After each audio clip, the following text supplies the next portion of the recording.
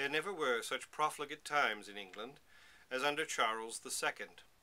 Whenever you see his portrait, with his swarthy, ill-looking face and great nose, you may fancy him in his court at Whitehall, surrounded by some of the very worst vagabonds in the kingdom, though they were lords and ladies, drinking, gambling, indulging in vicious conversation, and committing every kind of profligate excess.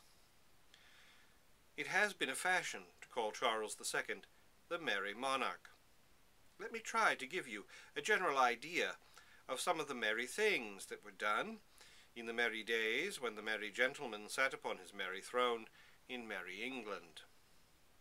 The first merry proceeding was, of course, to declare that he was one of the greatest, the wisest, and the noblest kings that ever shone, like the blessed sun itself, on this benighted earth.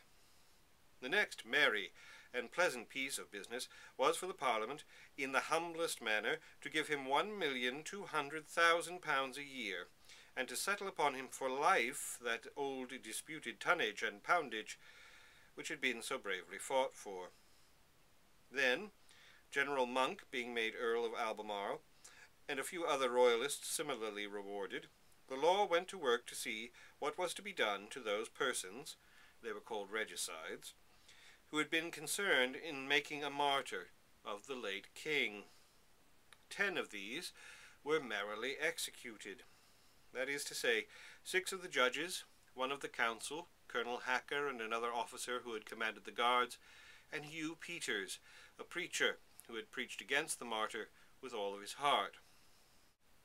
These executions were so extremely merry that every horrible circumstance which Cromwell had abandoned was revived with appalling cruelty. The hearts of the sufferers were torn out of their living bodies.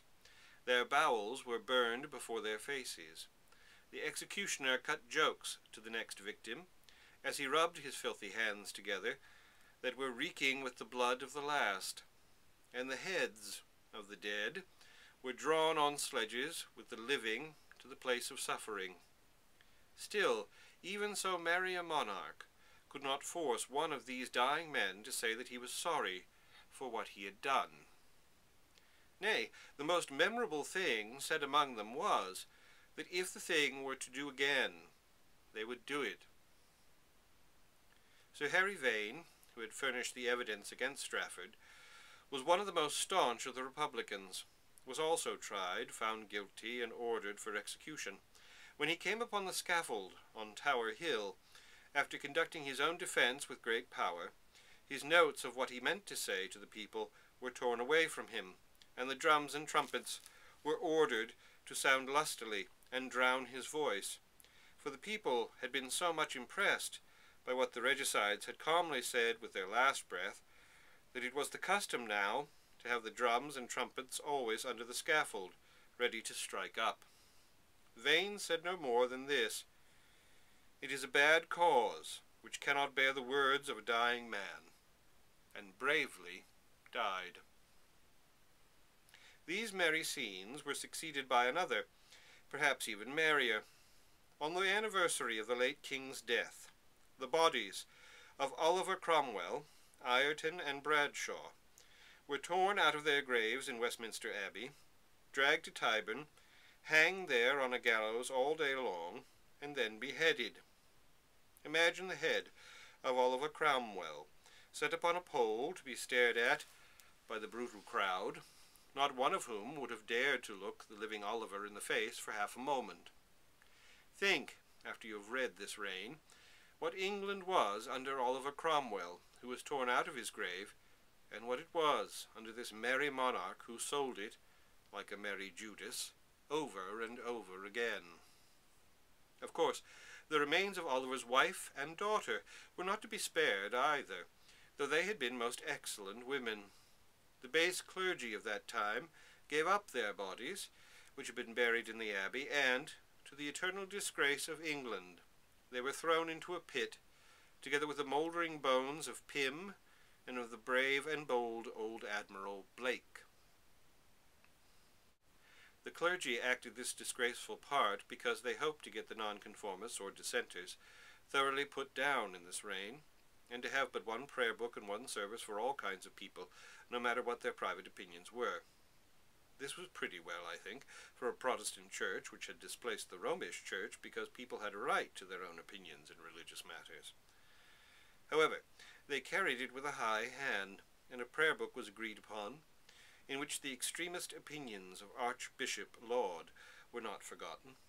An act was passed, too, preventing any dissenter from holding any office under any corporation. So the regular clergy, in their triumph, were soon as merry as the king. The army being by this time disbanded, and the king crowned, everything was to go on easily for evermore. I must say a word here about the king's family.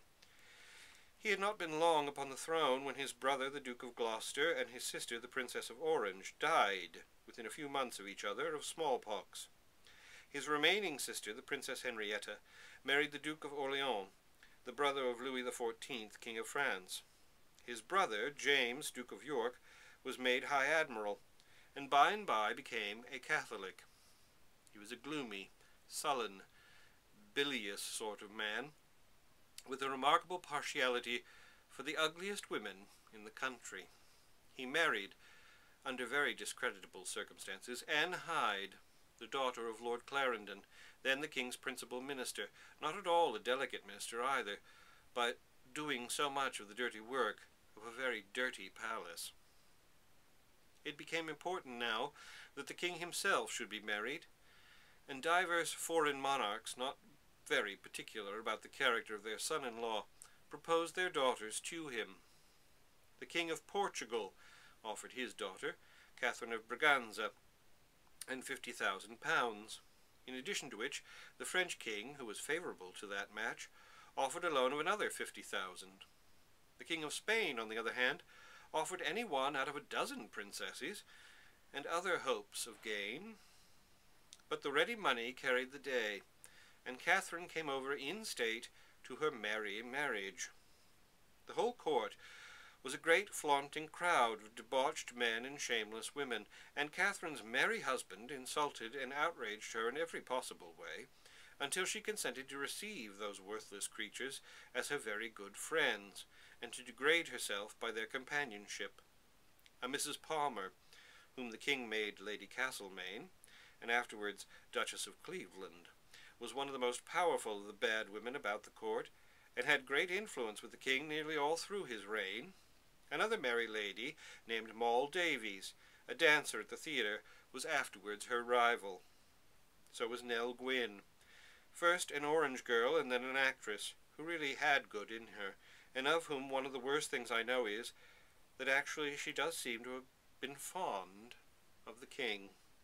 The first Duke of St. Albans was this orange girl's child. In like manner, the son of a merry waiting lady, whom the king created Duchess of Portsmouth, became Duke of Richmond. Upon the whole, it is not so bad a thing to be a commoner.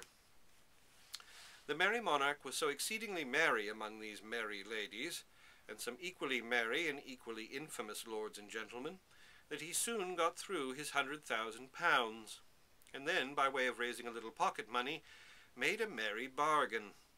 He sold Dunkirk to the French king for 5 million of livres. When I think of the dignity to which Oliver Cromwell raised England in the eyes of foreign powers, and when I think of the manner in which he gained for England this very Dunkirk, I am much inclined to consider that if the merry monarch had been made to follow his father for this action, he would have received his just deserts.